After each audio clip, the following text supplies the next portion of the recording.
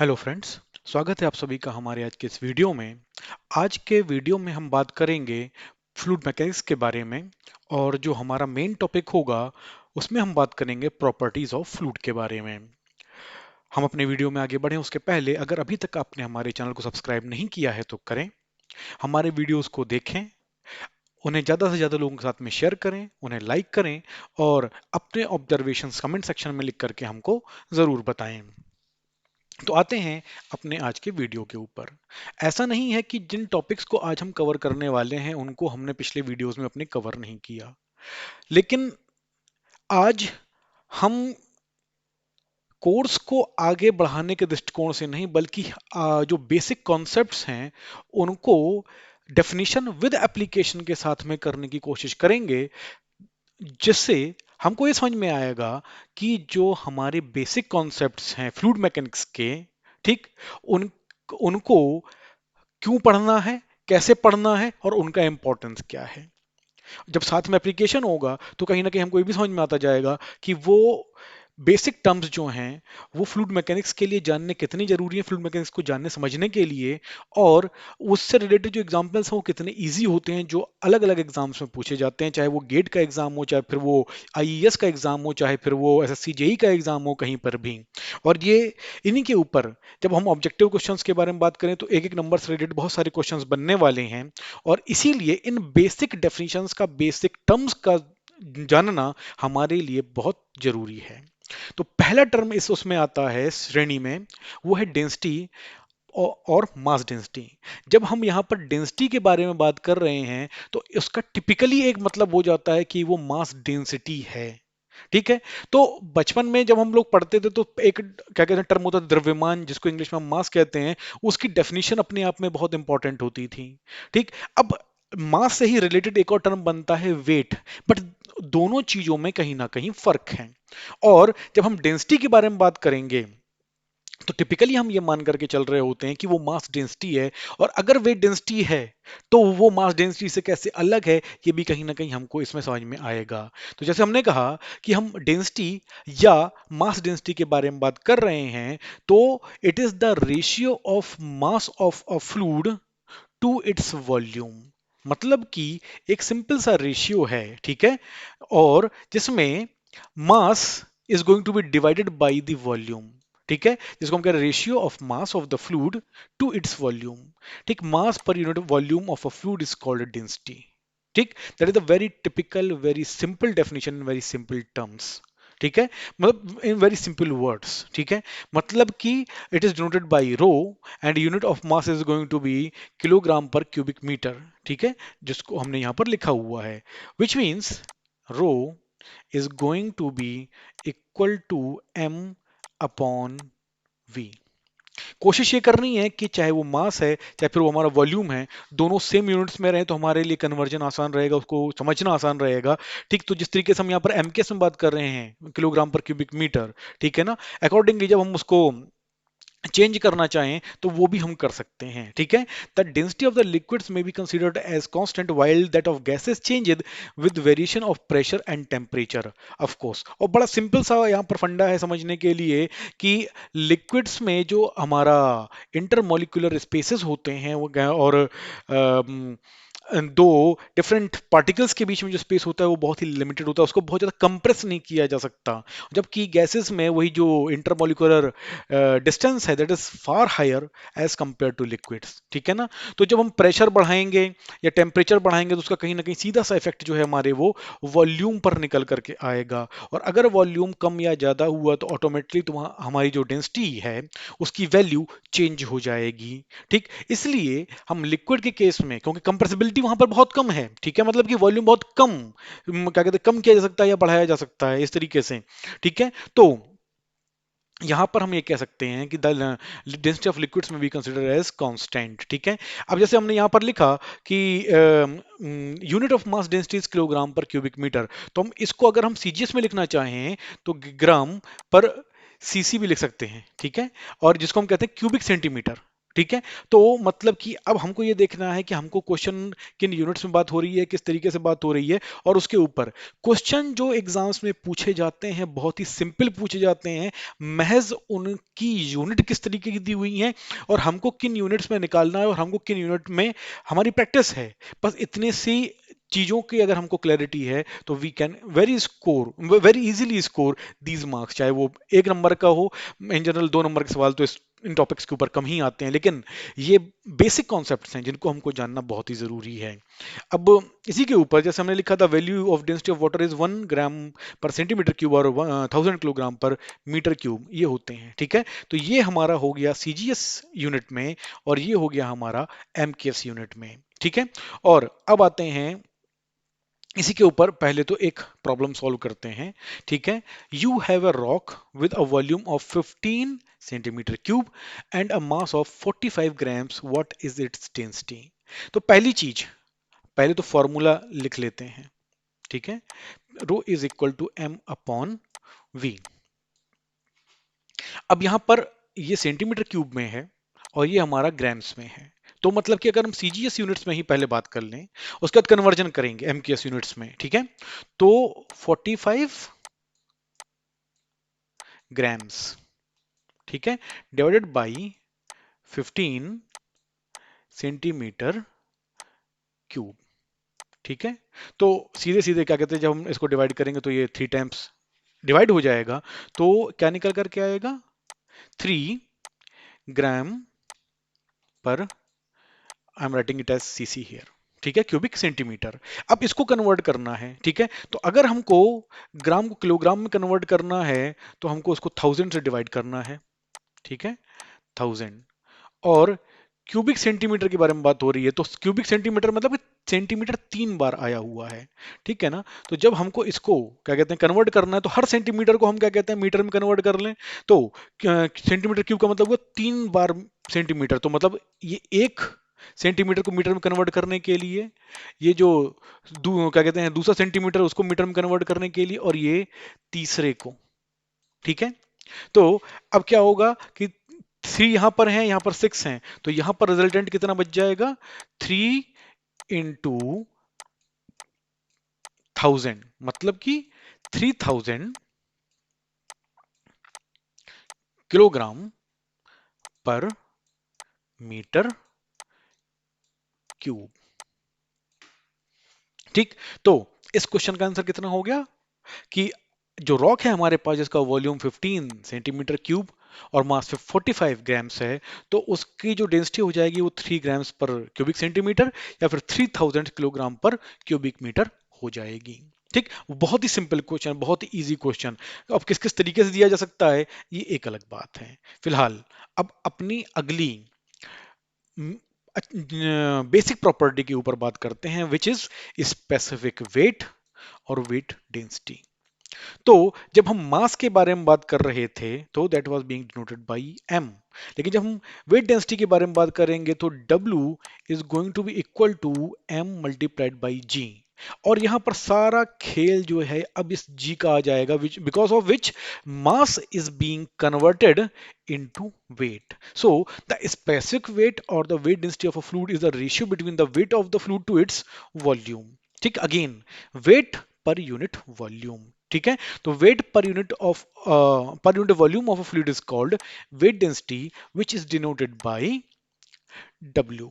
ठीक है, तो अब जैसे वहां पर रो में डिनोट किया, तो जब क्या कहते हैं हम यहाँ पर वेट डेंसिटी के बारे में बात करेंगे तो इसको क्या कहते हैं, चाहे स्मॉल w से डिनोट कर लें, कई जगहों पे इसको क्या कहते हैं गामा से डिनोट किया जाता है, अलग अलग अपना तरीका है डिनोट करने का।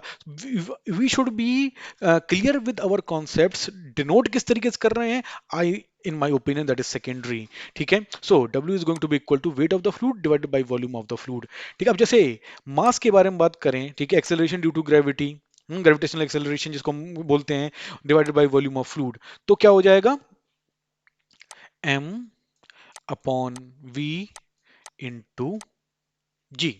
ठीक है, तो अब m अपॉन v को हमने पीछे लिखा था रो, तो यहां पर क्या आ गया रो जी, मतलब कि जो हमारा स्मॉल w है जिसको हम यहाँ पे स्मॉल w लिख करके चल रहे हैं, ठीक, that is our specific weight और weight density, that is going to be equal to rho G. ठीक है। सो जैसे हमने निकलेगा mass of fluid by volume of fluid rho, तो ये कन्वर्जन हमारे दिमाग में ऑलरेडी है। ठीक है। तो अब आते हैं, the value of a specific weight or weight density of water is 9.81 into 10 to power 3 और 9.81 into 1000 न्यूटन पर क्यूबिक मीटर। ठीक है। अब यहाँ पर इस चीज का ध्यान रखना है कि ये जो न्यूटन है, इसको हमने इस तरीके से क्यों लिखा हुआ है। ठीक है, क्योंकि ये जो हमारा क्या कहना चाहिए, डब्ल्यू है, ठीक है ना, वेट। ठीक है।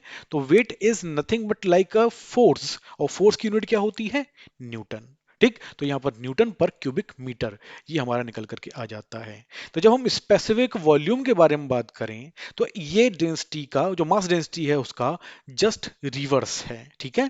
So it is the volume of a fluid occupied by a unit mass, और volume per unit mass of a fluid is called specific volume. तो जैसे हम रो में लिख रहे थे क्या, m अपॉन v, तो यहां पर हम इसको क्या लिखेंगे, that is going to be 1 upon rho, which is going to be equal to v upon m, and that will be equal to v upon m। ठीक है, मतलब कि 1 upon rho, और ये हो जाएगा हमारा स्पेसिफिक वॉल्यूम, जिसको हम यहाँ पर स्मॉल v से डिनोट कर रहे हैं। ठीक है।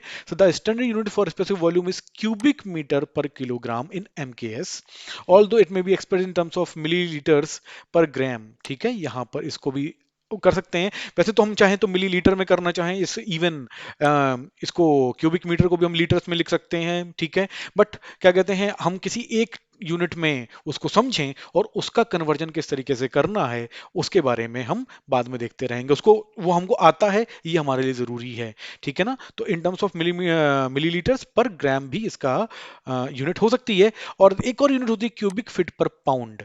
ठीक है, मतलब कि ये है हमारा FPS system, foot pound second, जो बेसिकली ब्रिटेन में क्या कहते हैं, इंग्लैंड में चलता है। उसके हिसाब से इसकी जो यूनिट होती है वो क्यूबिक फीट पर पाउंड हो जाती है। ठीक है। सो three common formulae used to calculate specific volume, that is going to v upon m, where v is the volume and m is the mass। v is equal to 1 upon rho, जैसे हमने यहाँ पर लिखा 1 upon rho, तो क्या कहते हैं, rho to the power minus 1 hardly matters। ठीक है, this the same thing has been written here, तो where rho is the density, तो v को हम क्या कहते हैं, rt upon pm। ठीक है। तो जब हम इसको rt upon pm लिख रहे हैं, तो इसको हमको इस चीज से समझना है कि pv is equal to nr T. ठीक है। तो जब हम यहाँ पर डेंसिटी के बारे में बात कर रहे हैं, ठीक है, तो अब जैसे n अपॉन v को हम लिखते हैं, तो p is equal to n या m, you can write it as, ठीक है, अपॉन v। यहाँ पर ये हमारा रो हो जाता है, is equal to R T. ठीक है। अब ये जब क्या कहते हैं हमारा चेंज हो रहा है, ठीक, तो ये हो गया हमारा rho, p is equal to rho R T. ठीक है। तो जब हमको अब 1 अपॉन रो निकालना है, तो इसको इस तरफ लाना पड़ेगा, तो 1 upon rho that is going to be equal to 1 upon rho that is going to be equal T, and equal to R T upon P, which has been written here. ठीक। अब ये क्या कहते हैं, एम जो molarity है उसके हिसाब से क्या कहते हैं, जो उसकी वैल्यू है वो that is going to change. ठीक है। तो जहां पर R is our ideal gas constant, is the temperature, P is the pressure, and M is the molarity. ठीक है, जिसका हमको ध्यान रखना है। ठीक है। अब बात करते हैं कॉमन स्पेसिफिक वॉल्यूम वैल्यूज। ठीक है। तो जैसे रिप्रेजेंटेटिव वैल्यूज हैं उसको हम स्टैंडर्ड टेम्परेचर और प्रेशर पर निकालते हैं, एसटीपी जिसको हम बोलते हैं।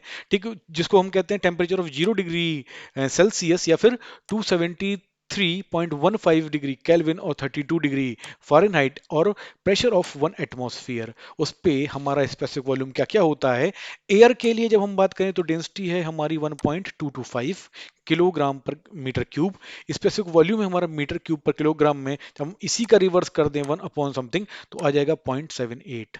ठीक है। तो जो डेंसिटी अगर हमको पता है, तो ऑटोमेटिकली हम उसको जस्ट 1 बाई कर दें और उससे हमारा स्पेसिफिक वॉल्यूम निकल रहा है। जैसे आइस का क्या हो जाएगा, 916.7 डेंसिटी हो गई, स्पेसिफिक वॉल्यूम 0.00109 यहाँ पर हमारा स्पेसिफिक वॉल्यूम हो गया। वाटर के लिए 1000, और यहाँ पर जब हम 1/1000 करेंगे तो 0.001 हो जाएगा। सॉल्ट वाटर के लिए 1030 हो जाएगा, तो यहाँ पर स्पेसिफिक वॉल्यूम 0.00097 हो जाएगा। मरकरी के लिए 13546 है। ठीक है ना, 13600 टिपिकली हम ले लेते हैं, बट जब हम प्रिसाइजली उसको इसको लें तो 13,546 है, और जब हम इसको स्पेसिफिक वॉल्यूम के टर्म्स में लिखेंगे तो 0.4 टाइम्स 0 7। और क्या कहते हैं, जब इसी तरीके से हम आगे बढ़ें अलग अलग उसके लिए, तो जैसे सेम कंडीशन कि डेंसिटी पता होनी चाहिए 3.66 0.769 1.977, और उसका जस्ट रिवर्स यहाँ पे हमको स्पेसिफिक वॉल्यूम दिख जाएगा, जैसे 0.273 1.3 0.506। ठीक है, तो यहाँ पर हियर, ठीक है, ये अधिकांश गैसेस हैं या वेपर फॉर्म है।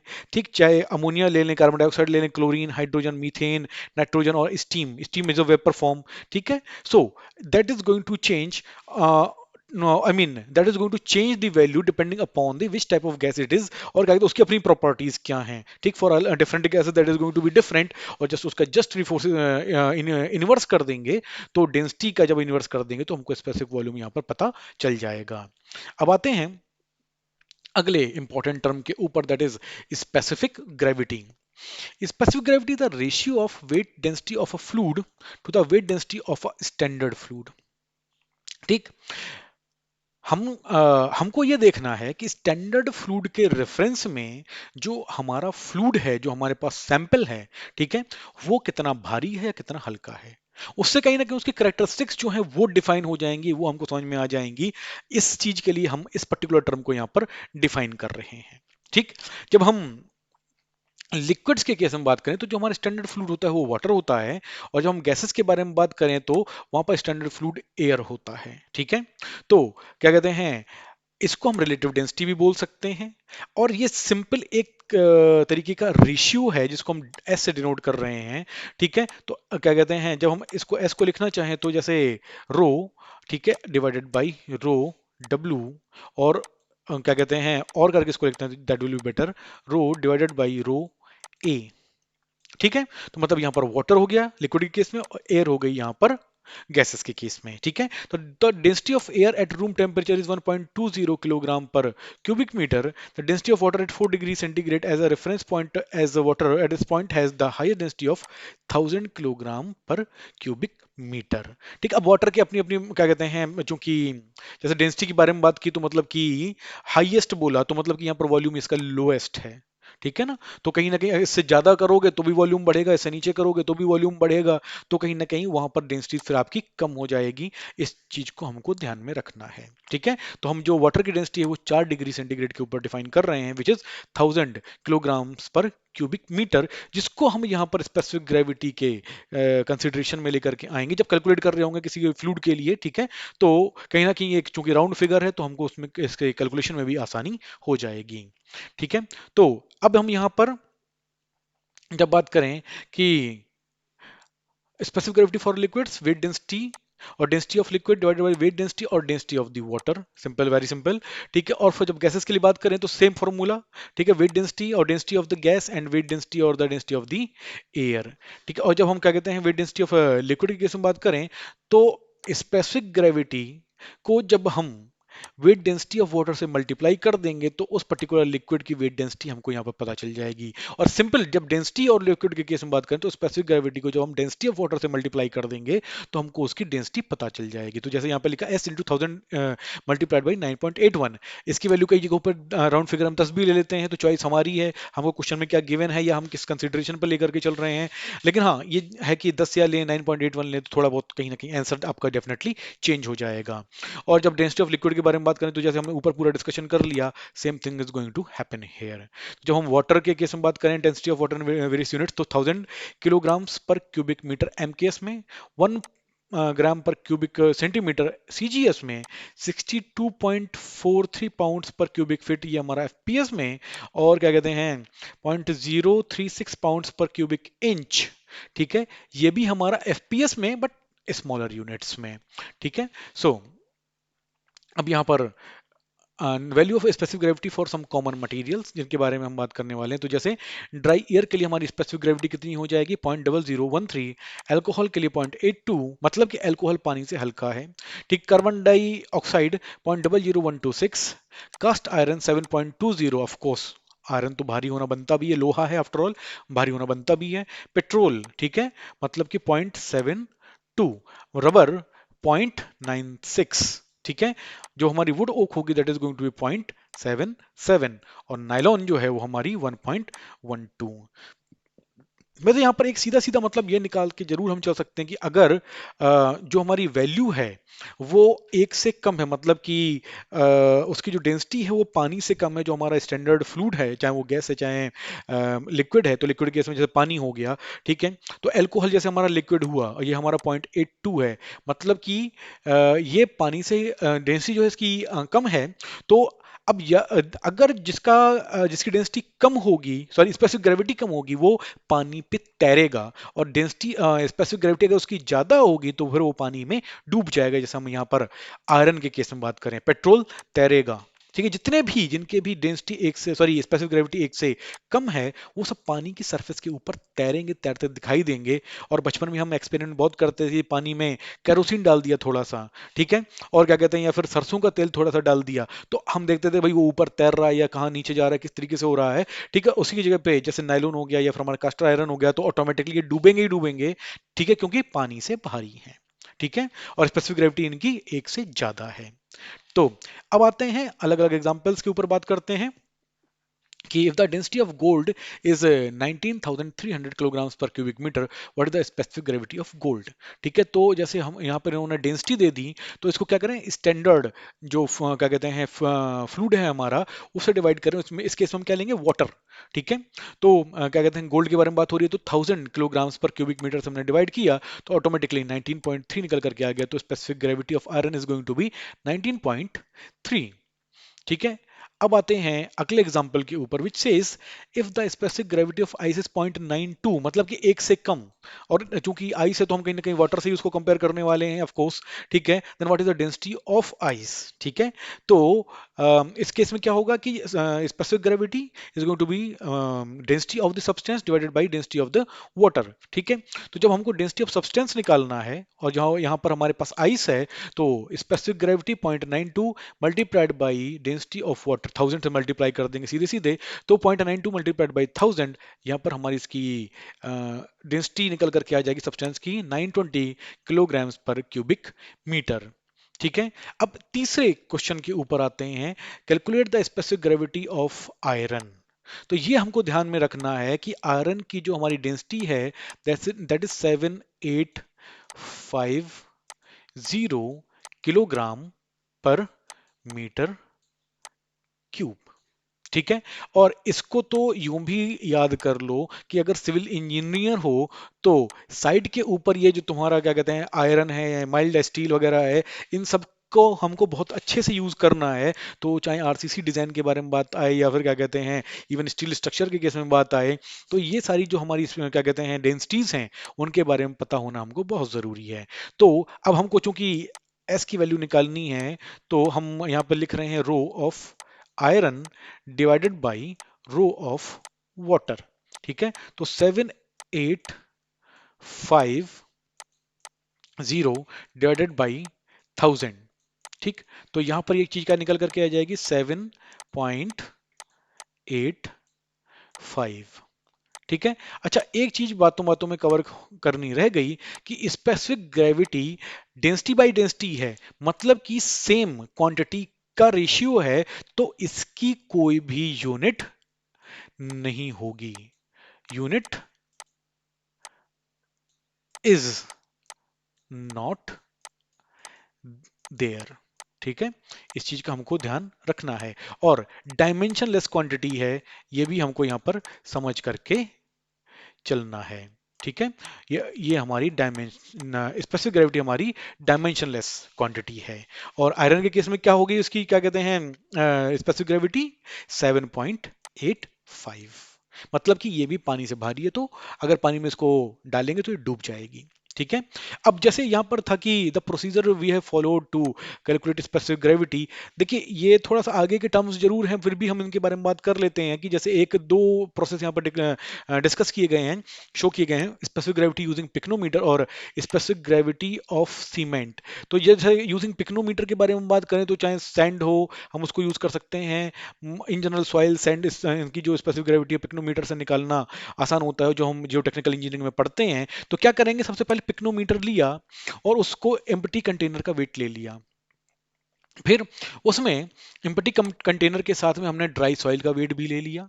ठीक है, उसके बाद उस ड्राई सॉइल के साथ में हमने पानी लिया और ऊपर तक बिल्कुल नेक तक यहाँ पर हमने भर दिया। उसको हम यहाँ पर बोल रहे हैं W3। मतलब कि कंटेनर का वेट है, सॉइल का वेट है और वाटर का वेट है। और इस तरीके से हमको यहाँ पर भरना है कि एयर बिल्कुल भी ना बचे। हम अच्छे से उसको स्टीयर कर लेंगे, एयर बिल्कुल भी ना बचे। और उसके बाद जब हम अगला स्टेप करेंगे तो क्या करेंगे कि यहाँ पे जो हमारी सॉइल आई थी, ठीक है, उसको बिल्कुल हटा देंगे। ठीक है, इन एनी कंडीशन, चाहे वो क्या कहते हैं को जब हम मिक्स कर दिया तो उसके बाद या समथिंग, बिल्कुल भी वहाँ पे सॉइल नहीं छोड़ेंगे। और अब फिर से हम क्या कहते हैं, एक जो कहते हैं ड्राई पिक्नोमीटर है, उसको पानी से ऊपर तक भरेंगे और यहाँ पर उसका वेट ले लेंगे। ठीक, तो उससे हमको क्या समझ में आ जाएगा कि क्या कहते हैं कि वाटर कंटेनर प्लस वाटर कितना वेट निकल करके आता है, W4, उसको हम यहाँ पर ले लेंगे। ठीक है, और जब इसको क्या कहते हैं, हमको सॉइल के बारे में बात सॉइल के साथ में देखना है, और ये भी देखना है कि क्या कहते हैं उसी कंडीशन में उस क्या कहते हैं वाटर का कितना मास होगा, मतलब कि वाटर कितना डिस्प्लेस्ड है। ठीक है, तो उसके रेशियो से हम यहाँ पर स्पेसिफिक ग्रेविटी कैलकुलेट करते हैं। जब हम बात करें सीमेंट के केस में, तो हमारे पास जो सबसे मेन इक्विपमेंट होता है वो होता है हमारा लीच एटलियर फ्लास्क। ठीक है, जो सीमेंट है वो हमारे क्या कहते हैं सिविल इंजीनियरिंग के पॉइंट ऑफ व्यू से बहुत ही इंपॉर्टेंट है। ये हो गई हमारी ग्लास फनल, और ये हो गया हमारा कैरोसिन। अच्छा, अब यहाँ पर पहले तो हम पिक्नोमीटर में जब हम सॉइल के बारे में बात कर रहे थे तो हम इसको ले रहे थे पानी, लेकिन जब हम सीमेंट के केस में बात कर रहे हैं तो हम यहाँ पर ले रहे हैं कैरोसिन। तो इसकी एक बड़ी सिंपल सी सीधी वजह है कि कैरोसिन सीमेंट के साथ में रिएक्ट नहीं करेगा। लेकिन अगर पानी होता तो जिस सेकंड हम सीमेंट के साथ में पानी थोड़ा सा भी मिक्स कर देते हैं, तुरंत वहां पर हाइड्रेशन स्टार्ट हो जाता और जो ये सीमेंट है वो सॉलिडिफाई होने लग जाता। तो अगर क्या कहते हैं हमारा हाथ साफ नहीं है और समथिंग लाइक दैट, ठीक है, उसका सॉलिडिफिकेशन स्टार्ट हो गया, तो that is going to create huge problems. और अगर इसके अंदर जम गया, जैसे हमने कहा कि हमारा हाथ साफ नहीं है, उस मामले में हमको अच्छी प्रैक्टिस नहीं है, तो क्या होगा कि सीमेंट तो उससे बाहर से निकलने जरा, तो हमको इस जार को तोड़ना ही पड़ेगा, which is again not a very economical option also. तो क्या करते हैं कि सबसे पहले तो खाली ये लेचडील फ्लास्क का वेट ले लेते हैं, फिर इसमें 50 ग्राम सीमेंट मिलाते हैं और उसके साथ में उसका वेट ले लेते हैं। अब सीमेंट के साथ में हम इसमें फ्लास्क और सीमेंट के साथ में केरोसिन बिल्कुल नेक तक, ठीक है, भर देते हैं। ठीक है, और इस तरीके से जैसे हमने यहाँ पर हवा बिल्कुल इजेक्ट कर दी थी, सेम कंडीशन यहाँ पर रखनी है कि हवा बिल्कुल ही ना बचे, पूरी की पूरी हवा इजेक्ट हो जाए। ठीक है, और उसके बाद फिर इसका वेट ले लेते हैं और उसके बाद सब कुछ बाहर निकाल करके इस लिचेटलियर फ्लास्क में हम केरोसिन सिर्फ भर करके नेक तक, ऊपर तक, ठीक है, उसके बाद उसका वेट लेते हैं। और उसके बाद अब की हमको ये देखना है कि जितना सीमेंट का मास था उसके कंपैरिजन में केरोसिन ने केरोसिन का कितना उतनी वॉल्यूम में केरोसिन का कितना वेट था। ठीक है, और जो भी वॉल्यूम निकल के आएगा उसको हम केरोसिन की स्पेसिफिक ग्रेविटी के साथ में मल्टीप्लाई करेंगे, सो दैट कि हमको ये पता पड़ जाए कि एग्जैक्ट क्या कहते हैं उसका वेट क्या होता अगर कैरोसिन की जगह पर वहां पर वाटर होता। तो जिस तरीके से हम यहाँ पर क्या कहते हैं सॉइल के मास के साथ में, ठीक है, बात कर रहे थे, सेम कंडीशन में हम क्या कहते हैं यहाँ पर सीमेंट के मास के साथ में अपनी स्पेसिफिक ग्रेविटी को कैलकुलेट करेंगे। क्योंकि जब हम स्पेसिफिक ग्रेविटी के बारे में बात करें तो उसकी एक डेफिनेशन यूं भी निकल करके आती है, अगर सेम वॉल्यूम है तो सब्सटेंस का mass divided by standard fluid का मास। ठीक, इस चीज का हमको यहाँ पर ध्यान रखना है। ठीक है, तब आ जाते हैं कि यहाँ पर calculate the density specific weight and wait of the 1 litre of petrol of specific gravity 0.7। Density निकालनी है, स्पेसिफिक वेट निकालना है, और क्या कहते हैं एंड वेट ऑफ 1 लीटर। ठीक है ना, अब स्पेसिफिक ग्रेविटी इतनी है। ठीक है, तो अगर हम इसको जो क्या कहते हैं इसकी डेंसिटी निकालना चाहें तो किस तरीके से हो सकती है कि भाई कितना हमारे पास व्हाट टू से वॉल्यूम कितना है और मास कितना है। तो सबसे पहले तो ये करेंगे कि डेंसिटी नॉर्मल तरीके से निकालने की कोशिश करेंगे, स्पेसिफिक ग्रेविटी है तो इसको मल्टीप्लाई कर देंगे किससे, स्टैंडर्ड जो हमारा फ्लूइड है मतलब वाटर, उसकी डेंसिटी के साथ में। ठीक है, तो हमारी उसकी डेंसिटी कितनी हो जाएगी, 0.7 इंटू 1000। ठीक है, तो यहां पर इसका क्या कहते हैं जो हमारी डेंसिटी निकल करके आ जाएगी that is going to be 700 kilogram per cubic metre. ठीक, इतना निकल करके आया। जब हम स्पेसिफिक वेट के केस में बात करें, ठीक, तो सेम कंडीशन हो जाएगी। और स्पेसिफिक वेट में हमको क्या कहते हैं, उसका वेट निकालना होता है, तो वी कैन जी से मल्टीप्लाई कर दें। ठीक है, अब जी की वैल्यू हम 9.81 ले रहे हैं या फिर 10 ले रहे हैं, ये हमारी अपनी श्रद्धा के ऊपर है। या फिर हमको क्या चीज वहां पर गिवन है, चूंकि यहाँ पे कुछ भी गिवन नहीं है, तो we are going to assume it as 10। ठीक है, तो जब हम यहाँ पर इसको स्मॉल w की वैल्यू लें, तो रो हमने 700 निकाल लिया है। ठीक है, that is to be multiplied by 10, then it is going to be equal to 7000। ठीक है, ये हमारा निकल करके आ जाए न्यूटन पर क्यूबिक मीटर। ठीक है, और जब हम बात करें कि weight of 1 litre of petrol कितना हो जाएगा, तो 1 क्यूबिक मीटर में हमको 700 किलोग्राम पेट्रोल है। ठीक है, तो जब हम 1 लीटर के केस में बात करें, तो 1 क्यूबिक मीटर में 1000 क्या कहते हैं लीटर होते हैं। 1 CUM मतलब कि cubic metre is equal to 1000 litres. ठीक है, तो जब हम बात करें 1000 litres is equal to 700 kilogram, मतलब कि 1000 लीटर्स में जो हमारा मास है वो कितना प्रेजेंट है, 700 किलोग्राम्स। तो 1 लीटर में कितना हो जाएगा, 700 डिवाइडेड बाई 1000, तो ये हो जाएगा हमारा 0.7 किलोग्राम। और अगर हम चाहें तो इसको क्या कहते हैं, ग्राम्स में भी कन्वर्ट कर सकते हैं, दैट इज अवर चॉइस। मतलब कि उस केस में क्या हो जाएगा, 700 ग्राम्स। हमको इस बात का यहाँ पर ध्यान रखना है। ठीक है, और यहाँ पर ये पूरा का पूरा सॉल्यूशन उसी तरीके से दिया हुआ है। ठीक है, तो 1 into 1000 जैसे हुआ। ठीक है, उसके हिसाब से हमारा क्या कहते हैं, वॉल्यूम कैलकुलेट हो गया 1 लीटर के लिए। ठीक है, और हमने 1 लीटर से अगर हम चाहें तो वो भी कैलकुलेट कर सकते हैं। फिलहाल डेंसिटी को हमने सिंपल स्टैंडर्ड फ्लूइड मतलब कि वाटर के स्पेसिफिक वाटर की डेंसिटी से मल्टीप्लाई कर दिया, तो 700 किलोग्राम्स पर क्यूबिक मीटर आ गया। ठीक है, जब स्पेसिफिक ग्रेविटी के केस में बात की, स्पेसिफिक वेट के केस में हमने बात की, तो यहाँ पर हमने 700 को मल्टीप्लाई किया है 9.81 से इंस्टेड ऑफ 10। तो यहाँ पर यह इसका आंसर आ गया हमारा 6867 न्यूटन पर मीटर क्यूब। और जब हम वेट के बारे में बात करें, तो जैसे हमने कहा कि जो हमको जितना वेट निकाला, तो जो वेट है that is to be divided by volume. ठीक है, तो यहाँ से हमको क्या पता पड़ जाएगा कि जैसे स्पेसिफिक वेट हमारा आई मीन निकला हुआ है, तो वॉल्यूम से हमने मल्टीप्लाई कर दिया, तो हमको वेट पता पड़ जाएगा अपना। ठीक है, तो उसको जब हमने 1000 से डिवाइड किया, या कह लीजिए कि 0.001 से मल्टीप्लाई किया, तो हमारा क्या निकल करके आ गया, 6.867। ठीक है, ये हमारा किस में निकल करके आया है, किलोग्राम्स में। ठीक है, और हमने पीछे जो निकाला था जब यहाँ इसमें बात की थी, तो ये था हमारा मास, ना कि वेट। तो यहाँ पर उन्होंने पूछा है वेट, मतलब कि इस उसमें हमको मल्टीप्लाई किससे करना होगा, अगेन जी से।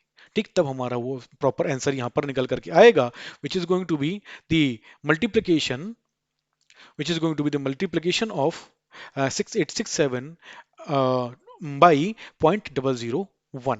ठीक है, तो उससे हमको यहाँ पर हमारा वेट पता पड़ जाएगा। आई होप कि आज का लेक्चर आप लोगों को पसंद आया होगा, आप लोगों को अच्छा लगा होगा। हमारा आज का जो उद्देश्य था वो यही था कि अगर हम डेफिनेशंस के ऊपर में बात कर रहे हैं, तो सिर्फ थ्योरेटिकल पार्ट नहीं, बल्कि उसके एप्लीकेशन के ऊपर भी जाएं, उनके ऊपर भी आपसे बात करें, न्यूमेरिकल्स के ऊपर आपसे बात करें। ठीक है, सो दैट कि जो हमारा एफर्ट है वो कहीं ना कहीं पूरा होता, आप लोगों को भी समझ में आए और हमको समझ में आए। इसके बाद भी अगर आपके कोई कमेंट्स हैं, कोई सुझाव हैं, कोई क्वेश्चंस हैं, कोई कंफ्यूजन है, तो कमेंट सेक्शन में लिखने में बिल्कुल भी झिझक ना करें। हमारे चैनल को ज़्यादा से ज़्यादा लोगों के साथ में शेयर करें और सब्सक्राइबर्स बढ़ाने में हमारी मदद करें। बहुत जल्दी आपसे हमारे अगले वीडियो में फिर मुलाकात होगी। Thank you very much.